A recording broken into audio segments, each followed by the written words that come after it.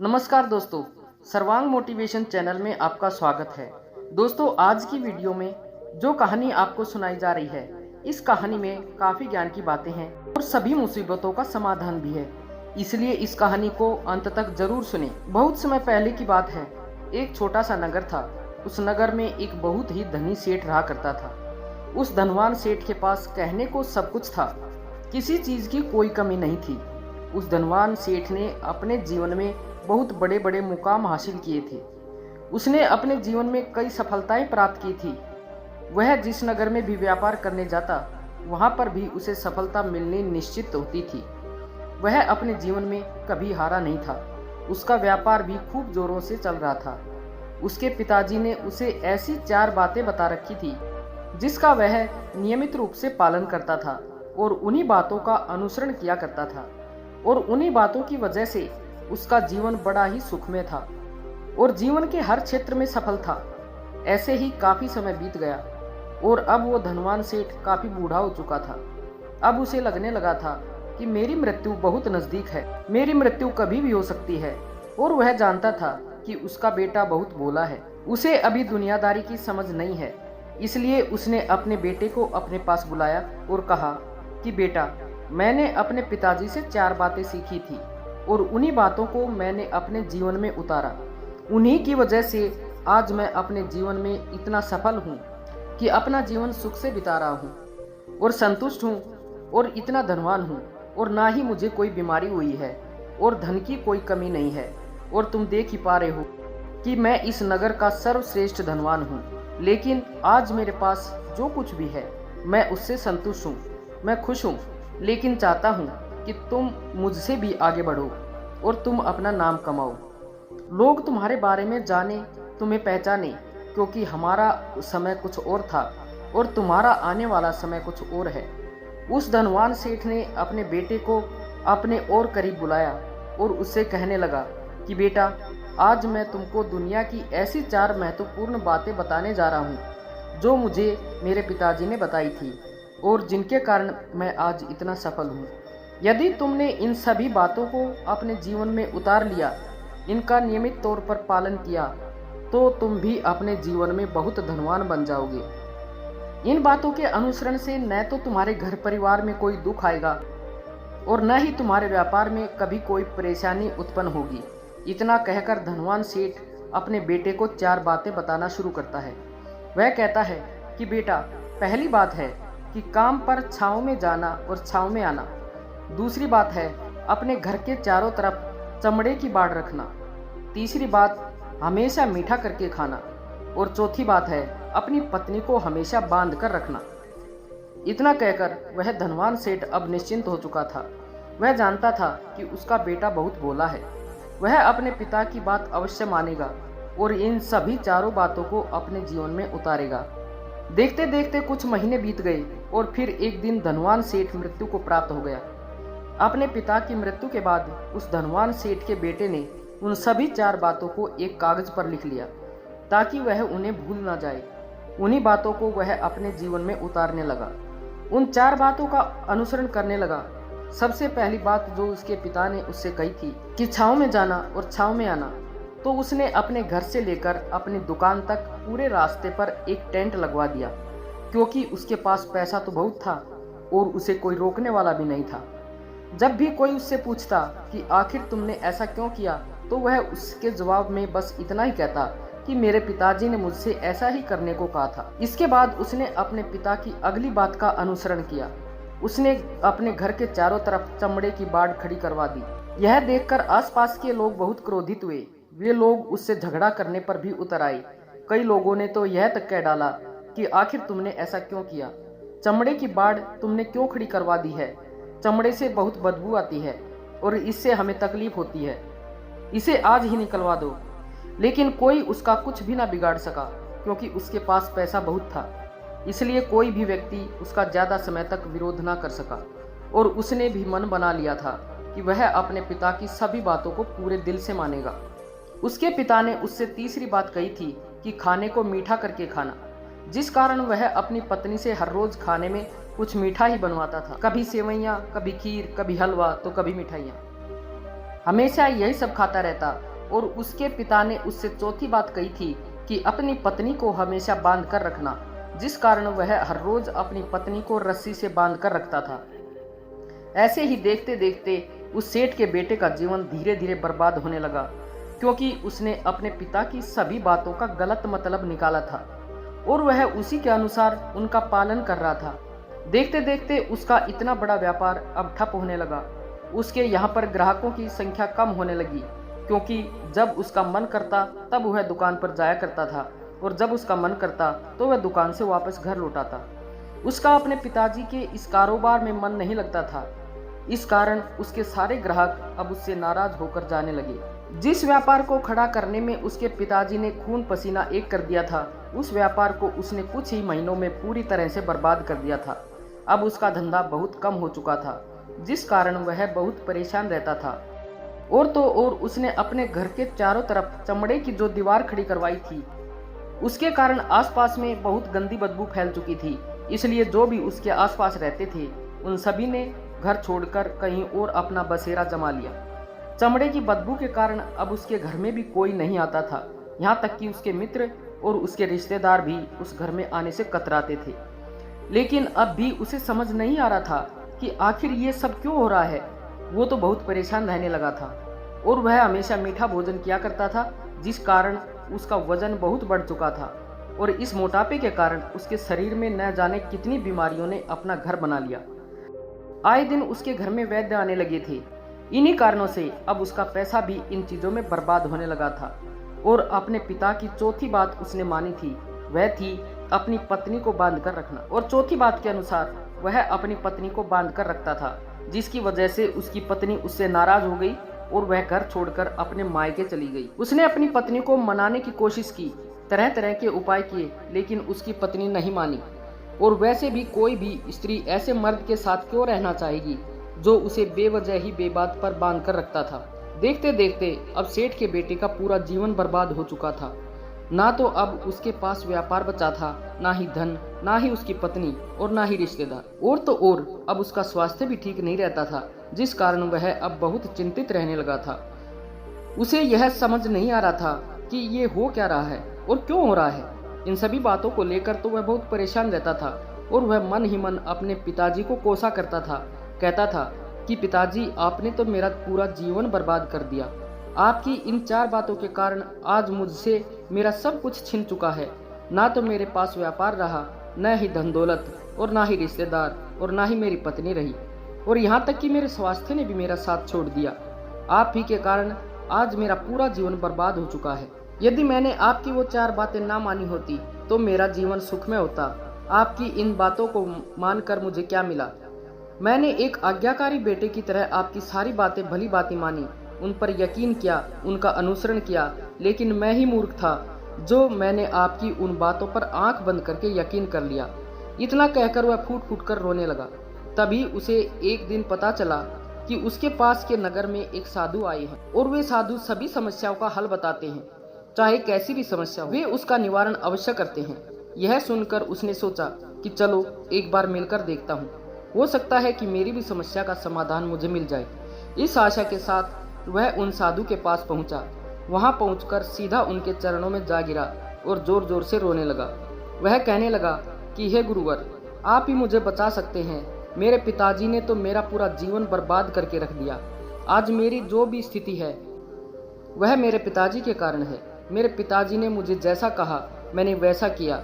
हमेशा एक अच्छे बेटे की तरह उनकी सारी बात मानी, अपने सारे फर्ज निभाई, और देखिए मेरे पिताजी ने मेरे साथ क्या किया।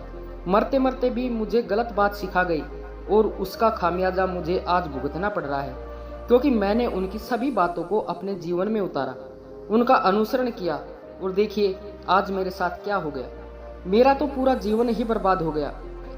मैं अब तक ये नहीं समझ पाया कि मेरे पिताजी ने मेरे साथ ऐसा क्यों किया। क्या मैंने उनके साथ कुछ गलत किया था? इतना कहकर वह साधु के सामने और भी जोर जोर से रोने लगा। तभी वह साधु महाराज उस सेठ के बेटे से कहते हैं कि बेटा चुप हो जाओ, पहले मुझे अपनी सारी बातें बताओ। आखिर तुम्हारे साथ क्या हुआ है? तुम इस तरह से क्यों रो रहे हो? तुम्हारी इस परेशानी का कारण क्या है? उन साधु के इतना कहने पर उस सेठ के बेटे ने पर्ची उन साधु के हाथ पे रख दी, जिसमें उसने अपने पिता की चारों बातें लिखी थी। उन साधु ने पर्ची ली और उसे पढ़ने लगे। उन्होंने जैसे ही पढ़ा वो जोर जोर से हंसने लगे और उस सेठ के बेटे से कहते हैं कि तुम कितने बड़े मूर्ख हो। तुम्हारे पिता ने तो तुम्हें दुनिया का सारा ज्ञान दे दिया, लेकिन तुम उसे समझ नहीं पाए, तुम उसका सही तरह से पालन नहीं कर पाए और कहते हो कि तुम्हारे पिता ने तुम्हें गलत राह दिखाई है। तुम्हारे पिताजी तो तुम्हारी परीक्षा ले रहे थे कि तुम उनकी बातों को समझ पाते हो या नहीं। यदि वे चाहते तो इसका मतलब तुम्हें अच्छी तरह से बता सकते थे, लेकिन वे चाहते थे कि तुम इन बातों का मतलब खुद से जानो, खुद से समझो कि इन बातों का मतलब क्या है। लेकिन अब तो ऐसा प्रतीत होता है कि मानो तुम्हारी बुद्धि बिल्कुल भ्रष्ट हो चुकी है। तुमसे बड़ा मूर्ख मैंने आज तक नहीं देखा। जिसके पास दुनिया का इतना बड़ा ज्ञान हो, वह भला इतनी बड़ी मूर्खता कैसे कर सकता है। तुम्हारे पास कोई ज्ञान नहीं है, तुमने कोई भी ज्ञान अर्जित ही नहीं किया। अगर तुम इन बातों का सही मतलब समझ चुके होते तो तुम भी अपने जीवन में अपने पिता की तरह ही सफल होते और तुम्हारा जीवन सुखमय रहता। लेकिन तुम इतने बड़े मूर्ख हो कि तुमने अपने पिता की बातों का गलत मतलब निकाल लिया। उन बातों के मतलब के बारे में तुमने सोचा तक नहीं। उन्होंने जैसा कहा तुमने वैसा करना शुरू कर दिया। यदि तुम्हें उन बातों का अर्थ नहीं पता चल रहा था तो तुम किसी ज्ञानी से मिल सकते थे, लेकिन जैसा तुमने अपने पिता की इन बातों को समझा है, इसका मतलब वैसा नहीं है। इस पर वह धनवान सेठ का बेटा कहता है कि हे गुरुवर, आप क्या कहना चाहते हैं? क्या मैं अपने पिता की बातों को सही नहीं समझ रहा? और वैसे भी इसमें समझने लायक है ही क्या? उन्होंने तो सब कुछ साफ साफ ही बताया है और मैंने उन्हें अपने जीवन में वैसे ही उतारा है, तो फिर मैंने गलत क्या किया है? इस पर गुरुवर एक बार फिर मुस्कुराने लगे और उस सेठ के बेटे से कहते हैं कि बेटा, ये बातें लिखी गई हैं, इन बातों के पीछे गहरा अर्थ है जिसे तुम समझ नहीं पाई। इसी कारणवश तुमने यह मूर्खता कर दी और इसी कारणवश तुमने अपना पूरा जीवन बर्बाद कर लिया। अब भी कुछ नहीं बिगड़ा, अब भी तुम्हारे पास बहुत समय है। यदि तुम चाहो तो अब से मेहनत करके भी तुम अपने जीवन में एक बार फिर से खुशहाली व समृद्धि सब कुछ हासिल कर सकते हो। इस पर वह सेठ का बेटा कहता है कि ठीक है, कृपया करके मुझे इन चारों बातों का मतलब समझाइए। आखिर उन चार बातों का क्या अर्थ है? इस पर साधु सेठ के बेटे से कहते हैं कि तुम्हारे पिताजी ने तुमसे कहा था कि काम पर छांव में जाना और छांव में आना। इसका मतलब यह है कि सूर्य निकलने से पहले ही तुम दुकान पर पहुंच जाना और सूर्यास्त होने के बाद ही तुम वापस आना, जिससे तुम्हें दुकान पर अधिक से अधिक समय मिल पाएगा। तुम उस काम को अच्छी तरह से समझ पाओगे, उस काम को अच्छी तरह से कर पाओगे, उस काम को बढ़ाने में तुम अपना दिमाग लगा पाओगे और तुम अपने काम में तरक्की कर पाओगे। लेकिन तुमने तो इसका गलत ही मतलब निकाल लिया। तुमने तो अपने घर से लेकर दुकान तक एक ऐसा टेंट लगवा दिया जिसमें तुम छांव में आ सको और छांव में जा सको। अब तुम ही बताओ, क्या तुमने अपने पिताजी की इन बातों का सही मतलब समझा था? यह सुनकर वह सेठ का बेटा जोर जोर से रोने लगा और कहने लगा, हे गुरुवर, मेरी ही गलती थी। मैंने अपने पिता की इन बातों का गलत मतलब निकाला और इसी कारणवश आज मैं पूरी तरह से बर्बाद हो चुका हूँ। मैं ही बड़ा मूर्ख हूँ। मेरे पिताजी ने तो मुझे इतना महत्वपूर्ण ज्ञान दिया, लेकिन मैं उस हीरे को पत्थर समझ बैठा। आगे वह सेठ का बेटा उन गुरुवर से कहता है कि गुरुवर, दूसरी बात क्या है? उसका अर्थ क्या है? आगे गुरुवर दूसरी बात का अर्थ समझाते हुए कहते हैं कि चमड़े की बाड़ करवाना। इसका अर्थ है कि तुम अपने घर में कुत्ता या बिल्ली पालना। जब तुम अपने घर में कुत्ता या बिल्ली पाल लोगे तो वे तुम्हारे घर की चारों ओर से रक्षा करेंगे, जिससे तुम्हारी धन दौलत पूरी तरह से सुरक्षित रहेगी और तुम बेफिक्र होकर दुकान पर मन लगा सकोगे और तरक्की कर पाओगे। और तो और तुम्हारे मन में कभी यह भी डर नहीं होगा कि कहीं कोई चोर आकर मेरी संपत्ति ना चुरा ले। चमड़े की बाड़ करवाने का असली मतलब यह है, लेकिन तुमने तो चमड़े की बाड़ करवाने का मतलब कुछ और ही निकाल लिया। तुमने तो अपने घर की 2 दीवारों को ही चमड़े से पूरी तरह से भरवा दिया, जिसके कारण आसपास गंदी बदबू फैल गई। तुम्हारे आसपास के पड़ोसी भी अपना घर छोड़कर कहीं चले गए। यहाँ तक कि तुम्हारे मित्र, तुम्हारे सगे संबंधी भी उस बदबू के कारण तुम्हारे घर पर आने से कतराने लगे। और अब हालत तो ये हो चुकी है कि ना तो तुम्हारे घर पर कोई आता है और ना ही कोई जाता है। और इसी कारणवश लोग तुम्हें नापसंद करने लगे और तुम्हारी बर्बादी का एक यह भी कारण है। आगे सेठ का बेटा कहता है कि हे गुरुवर, यह तो सब ठीक है, लेकिन यह खाने को मीठा करके खाना, इसका क्या मतलब है? क्या मैंने इसका भी अर्थ गलत निकाला है? मैंने तो अपने पिता की बातों के कहे अनुसार हर रोज मीठा खाया और आज देखिए मेरा शरीर कितना वजनदार हो चुका है, जिस कारण मुझे अनेक प्रकार की बीमारियों ने घेर रखा है। क्या मैं इस बात को भी गलत समझ रहा था? इस पर वह साधु उस सेठ के बेटे से कहते हैं कि हाँ, तुमने इस बात का भी गलत मतलब निकाला है। मीठा करके खाने का अर्थ यह है कि जब भी तुम्हें तेज भूख लगी हो तभी तुम भोजन करना, न उसके पहले और न उसके बाद। अन्यथा यदि तुम्हें भूख ना लगी हो और भोजन मिल जाए तो तुम उस भोजन की कभी कदर नहीं करोगे। वह रोटी तुम्हें कभी मीठी नहीं लगेगी, फिर चाहे वह भोजन कितना भी स्वादिष्ट क्यों न हो, चाहे भोजन कितना भी लाजवाब क्यों न हो, तुम उसकी कदर नहीं कर पाओगे, तुम उसका सम्मान नहीं कर पाओगे। किंतु जब एक व्यक्ति को जोरों से भूख लगी होती है तो उसके सामने यदि तुम सूखी रोटी भी रख दो तो वह भी उसके लिए किसी पंचमेल से कम नहीं होगी। वह उसे प्रेम पूर्वक खाता है, उसका आदर करता है, उसका सम्मान करता है और वह रोटी उसे मीठी लगती है। इसलिए तुम्हारे पिताजी ने यह कहा था कि भोजन मीठा करके खाना, जिससे तुम्हारा स्वास्थ्य भी अच्छा रहेगा। क्योंकि जब एक व्यक्ति को भूख लगी होती है और उस समय वह भोजन करता है तो वह उसके लिए एक अमृत समान होता है, और वहीं पर जब किसी व्यक्ति को भूख ना लगी हो और ऐसे समय वह भोजन करता है तो वह उसके लिए विष के समान है, वह उसे बहुत नुकसान पहुंचा सकता है। लेकिन तुमने तो इसका भी गलत मतलब निकाला था। तुम हर रोज मीठा खाने लगे, जिस कारण तुम्हारा वजन बढ़ने लगा और इसी कारणवश तुम्हारे शरीर में अनेक रोगों ने अपना घर बना लिया और यह तुम्हें मृत्यु के करीब ले जा रहा था। इसलिए आज से जब भी तुम्हें जोरों की भूख लगे तभी भोजन करना तुम्हारे लिए अत्यधिक फायदेमंद होगा और तुम्हारे शरीर को हमेशा निरोगी बनाने में तुम्हारी मदद करेगा। और जब भी भोजन की आवश्यकता ना हो, तुम्हें भूख ना लगी हो, ऐसे समय पर भोजन कभी मत करना, यह तुम्हारे लिए नुकसानदायक साबित होगा। और यही तुम्हारी तीसरी गलती थी जिस कारण तुम्हारा पूरा जीवन बर्बाद हो रहा था।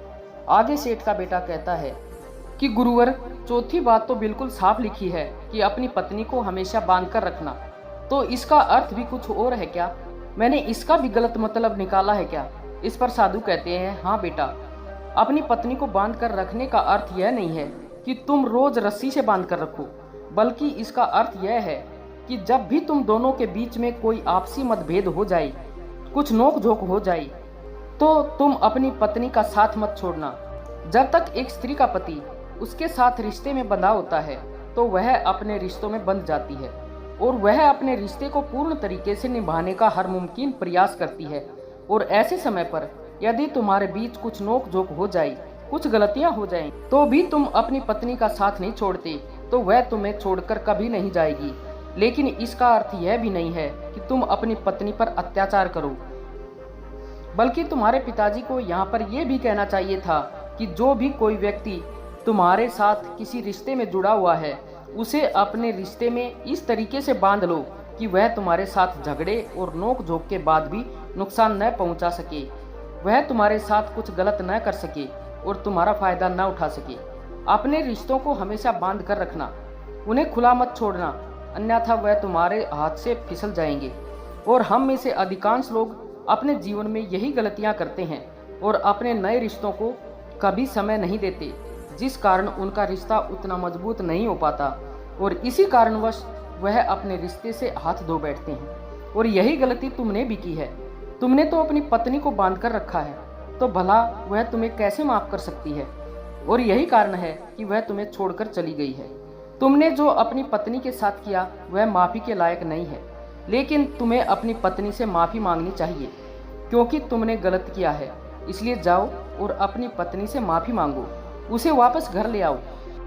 और यही वे 4 बातें थी जो तुम्हें तुम्हारे पिता ने समझाने का प्रयास किया था, लेकिन तुमने इन सभी बातों का गलत मतलब निकाला और इसी कारणवश तुम पूरी तरह से बर्बाद हो गई।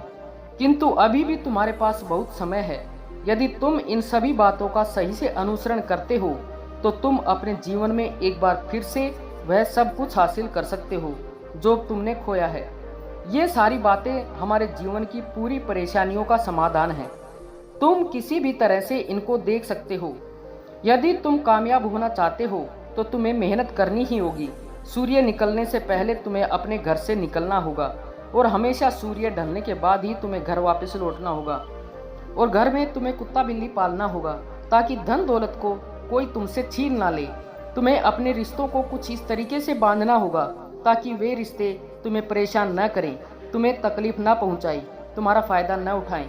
और हमेशा एक अच्छा और स्वस्थ भोजन करना होगा जब तुम्हें भूख लगी हो, ताकि तुम्हें जो भी सांसें मिली हैं तुम उसे खुशी खुशी जी सको। और अपने रिश्तों को हमेशा बांध कर रखना, उन्हें खुला मत छोड़ना, अन्यथा वे तुम्हारे हाथ से फिसल जाएंगे। इन सभी बातों का अपने जीवन में अनुसरण करने के बाद तुम अपने जीवन में सब कुछ एक बार फिर पा सकते हो जो तुमने आज तक खोया है। और हो सकता है कि तुम इससे भी अधिक उन्नति कर पाओ, इससे भी अधिक समृद्धि पा सको, अपने जीवन को खुशहाल और सुखमय बना सको। इतना कहकर साधु शांत हो गए और सेठ का बेटा भी अपनी सभी गलतियों को समझ चुका था। उसने उन गुरु को प्रणाम किया और वापस अपने घर लौट आया। उसने उन सभी 4 बातों को अपने जीवन में उतारा, उनका सही सही अनुसरण किया। उसके बाद से उसके जीवन में सकारात्मक प्रभाव दिखने लगे। वह एक बार फिर से अपने व्यापार को खड़ा करने में सफल रहा। वह एक बार फिर से अपनी पत्नी को घर लाने में सफल रहा और देखते ही देखते उसका जीवन सुखमय और आनंदमय हो गया था। तो दोस्तों, आशा है कि आपको इस कहानी से बहुत कुछ सीखने को मिला होगा। कृपया कमेंट में अपने सुझाव अवश्य लिखें और अगर वीडियो अच्छी लगी हो तो वीडियो को लाइक व शेयर करें और चैनल को सब्सक्राइब करना ना भूलें। धन्यवाद।